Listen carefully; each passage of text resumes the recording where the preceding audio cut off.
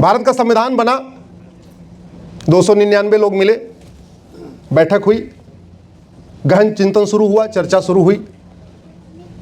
लगभग 3 साल तक चिंतन चलता रहा, चर्चा होती रही। उसके बाद संविधान बना।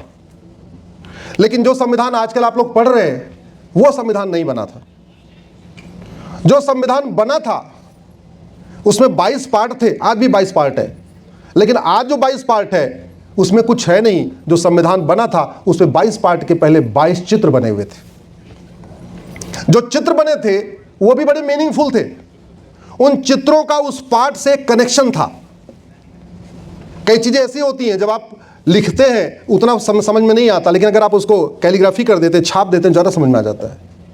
हर पार्ट के पहले जो चित्र थे उनका उस पार्ट से कनेक्शन था। एक पार्ट के पहले भगवान राम लक्ष्मण सीता, एक पार्ट के पहले कृष्ण अर्जुन को उपदेश दे रहे, एक पार्ट के पहले हनुमान जी ऊपर से उड़ रहे, एक पार्ट के पहले भगवान नटराज, एक पार्ट के पहले छत्रपति शिवाजी महाराज, गुरु गोविंद सिंह। ऐसे ऐसे सबका चित्र था। मैं 22 का चित्र लूंगा तो बहुत टाइम लग जाएगा, एग्जाम्पल दूंगा। एक एग्जाम्पल आपको देता हूं। पार्ट 15 सर इस संविधान में इलेक्शन से रिलेटेड है। ये जितने भी चुनाव होते हैं, एमएलए, एमपी, लोकल बॉडी, सबका जो इलेक्शन होता है वो संविधान के पार्ट 15 से होता है। ये जो इलेक्शन कमीशन बना हुआ है ये भी पार्ट 15 के अंतर्गत बना हुआ है। तो पार्ट 15 पे किसका चित्र लगाया जाए, इस पे संविधान सभा में 2 दिन चर्चा हुई। फिर यह डिसाइड हुआ कि पार्ट 15 से हम छत्रपति शिवाजी महाराज और गुरु गोविंद सिंह जी का चित्र लगाएंगे।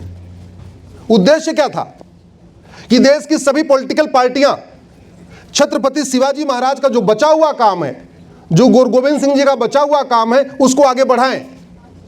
और वोटर वोट देने से पहले यह देखे कि कौन सी पॉलिटिकल पार्टी छत्रपति शिवाजी महाराज और गुरु गोविंद सिंह जी के आदर्शों पर ईमानदारी से चल रही है, उसको वोट करे। लेकिन क्या हुआ, चित्र ही हटा दिए, एक भी नहीं छोड़ा।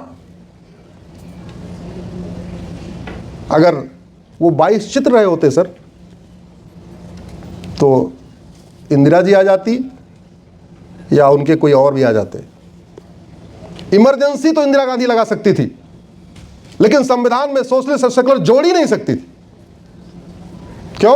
क्योंकि संविधान में सबके चित्र बने हुए थे। राम लक्ष्मण सीता बनी है, शंकर जी बने हुए, हनुमान जी बने हुए, कृष्ण बने, अर्जुन बने, भगवान महावीर बने, भगवान बुद्ध बने, छत्रपति शिवाजी महाराज बने, गुरु गोविंद सिंह जी बने, सबके चित्र इसमें बने हुए थे। तो ये जो इमरजेंसी के दौरान संविधान के साथ फ्रॉड हुआ, धोखा हुआ, इसकी नींव, इसकी फाउंडेशन 1950 में पड़ गई थी। अदरवाइज आप इसमें संविधान में कुछ अमेंडमेंट कर ही नहीं सकते थे। 9 दिसंबर 1946 को संविधान सभा की पहली बैठक हुई।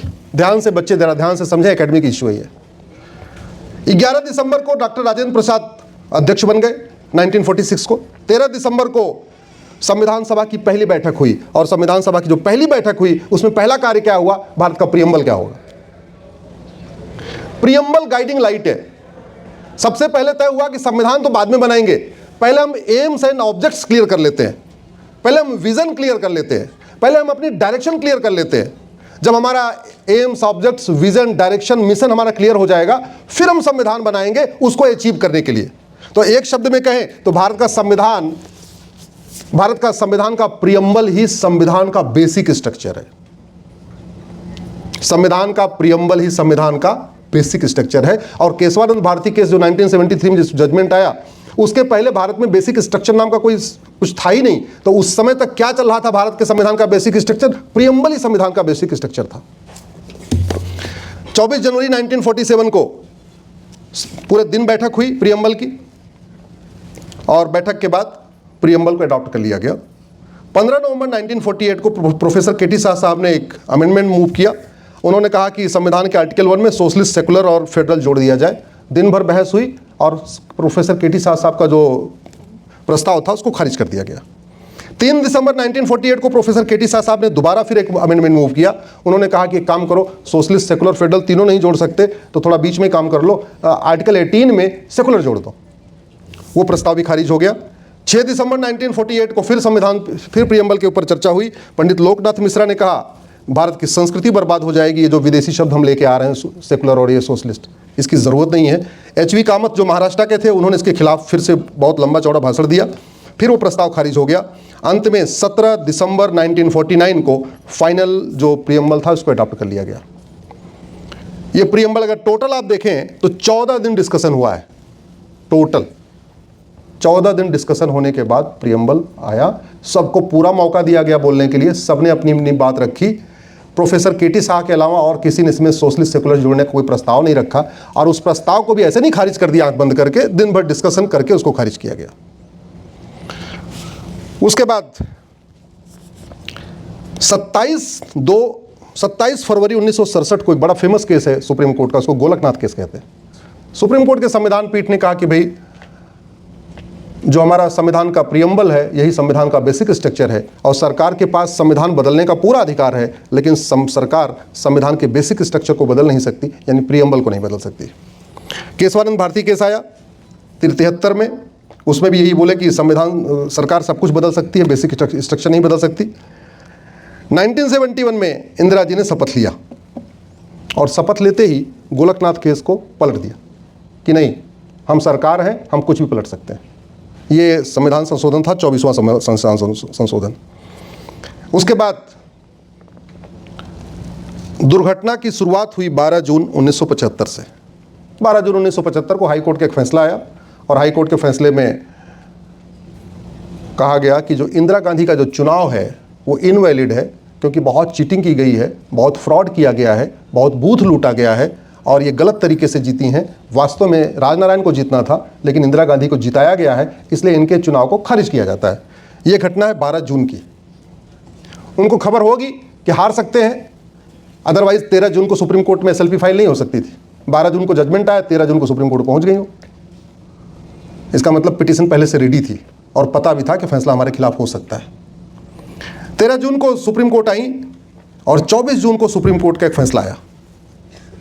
सुप्रीम कोर्ट ने कहा कि हाई कोर्ट का फैसला बिल्कुल सही है, फ्रॉड हुआ है, गलत तरीके से बूथ लूटा गया है, बूथ कैप्चरिंग हुई है, लेकिन इलेक्शन चूंकि टाइम हो चुका है, होने ही वाला है अब तो आप अपने पद पे बने रहिए। आपकी हाई कोर्ट ने कहा था संसद की सदस्यता खत्म, सुप्रीम कोर्ट ने कहा नहीं, संसद की सदस्यता खत्म नहीं होगी, लेकिन आप प्रधानमंत्री कार्यालय नहीं जाएंगी, एज ए प्राइम मिनिस्टर आप कैबिनेट की बैठक नहीं बुलाएंगी, आप किसी फाइल पे सिग्नेचर नहीं करेंगी। अभी कुछ दिन पहले सुप्रीम कोर्ट ने अरविंद केजरीवाल को जमानत देते समय कंडीशन लगाई थी, याद है आपको? क्या कहा था? आप मुख्यमंत्री बने रहिए, लेकिन आप मुख्यमंत्री कार्यालय नहीं जाएंगे, कोई फाइल पे साइन नहीं करेंगे। लगभग वो इंदिरा गांधी वाली सेम कंडीशन केजरीवाल के लिए डाली गई थी।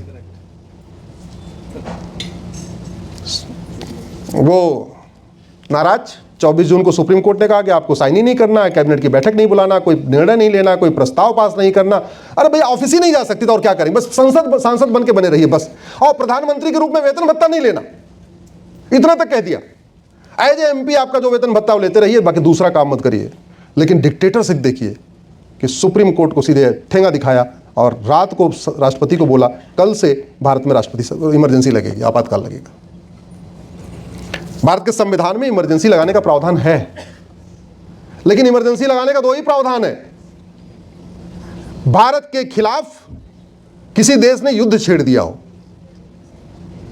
या भारत में कोई दैवीय आपदा आ गई हो, सुनामी आ गई हो, बाढ़ आ गई हो, पूरे देश में ऐसा तूफान आ गया हो, कोई कहर आ गया हो, कोई वायरस आ गया हो।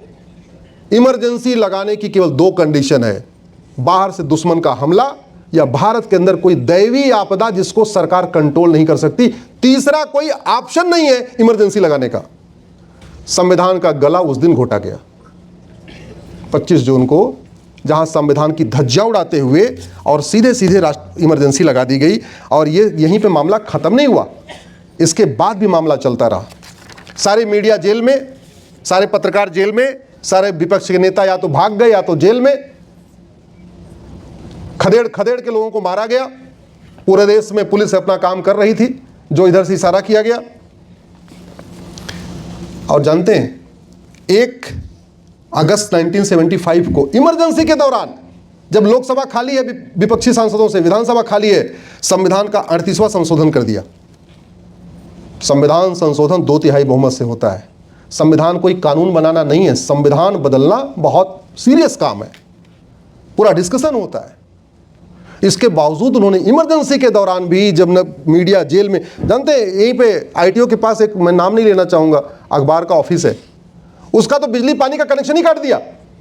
वो बेचारे जनरेटर लगा लगा के अखबार छाप रहे थे, पानी का कनेक्शन काट दिया, घर से पानी लेकर आया करते थे सारे। ये हालत थी यहीं दिल्ली के आपके आईटीओ में। वो न्यूज़ चैनल का, न्यूज़पेपर का आज भी ऑफिस है यहाँ पे। 1 अगस्त को संविधान का 38वां संशोधन हुआ और उसमें यह कह दिया कि इस इमरजेंसी के खिलाफ सुप्रीम कोर्ट में कोई रिव्यू नहीं हो सकता, सुप्रीम कोर्ट में कोई पिटीशन नहीं हो सकती, सुप्रीम कोर्ट के पास ये अधिकार ही नहीं है कि ये जो मैंने इमरजेंसी लगाया है इसको सुप्रीम कोर्ट रिव्यू कर ले। 10 अगस्त 1975 को 39वां संविधान संशोधन, सब जेल में है या तो बाहर भगे हुए, मीडिया बंद, एक ही न्यूज चैनल था दूरदर्शन, उस पर पूरा कंट्रोल, अखबारों पे पूरा कंट्रोल। 39वां संविधान संशोधन, उसको क्या कह दिया कि इलाहाबाद, अब प्रधानमंत्री के पद को न high court supreme court review नहीं कर सकता, उनके खिलाफ कोई इलेक्शन पिटीशन मेंटेन ही नहीं होगी। यही नहीं बैठी, HR खन्ना साहब ने एडीएम जबलपुर केस में डिसेंट किया, उनको इस्तीफा देने के लिए मजबूर कर दिया। 7 सितंबर 1976 को एक और संविधान संशोधन कर दिया और उसमें ये लिखा, उनको लगा क्या पता इलेक्शन हो जाए, हम हार जाएं, तो हारने के बाद हमारे खिलाफ केस हो जाए। तो पहले वाले संविधान में संशोधन कहा था कि सिटिंग प्रधानमंत्री के खिलाफ कोई केस नहीं होगा, अगले वाले संविधान संशोधन में कहा भूतपूर्व प्रधानमंत्री के खिलाफ भी कोई केस नहीं होगा।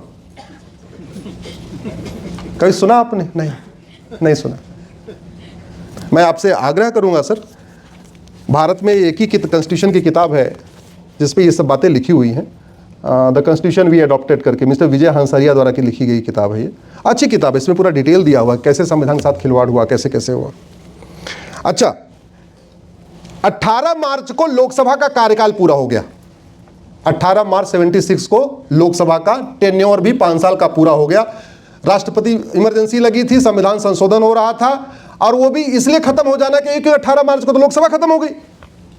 लोकसभा को हम लीगली कहते हैं विल ऑफ द पीपल, हम राज्यसभा को विल ऑफ द पीपल नहीं कहते, क्योंकि राज्यसभा के लोग डायरेक्टली इलेक्टेड नहीं होते, सिलेक्टेड लोग होते हैं, जबकि लोकसभा के लोग इलेक्टेड होते हैं, जनता के प्रतिनिधि होते हैं, इसलिए हम उनको कहते हैं विल ऑफ द पीपल।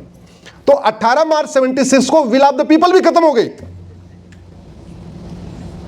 उसके बाद 2 नवंबर 76 को, यानी विल ऑफ द पीपल खत्म होने के 8 महीने के बाद, मार्च में विल ऑफ द पीपल खत्म, लोकसभा का टेन्योर 5 साल का पूरा, नवंबर में भारत के संविधान में 2 शब्द जोड़ दिए गए, सोशलिस्ट और सेकुलर। मैंने इसको सुप्रीम कोर्ट में चैलेंज किया था मैटर, ये गलत है। हमने कहा कि अगर ये इमरजेंसी गलत है तो इमरजेंसी के द्वारा किया गया कार्य भी गलत है, और फिर जहां विल ऑफ द पीपल ही नहीं है तो फिर कैसे कुछ हम हो सकता है।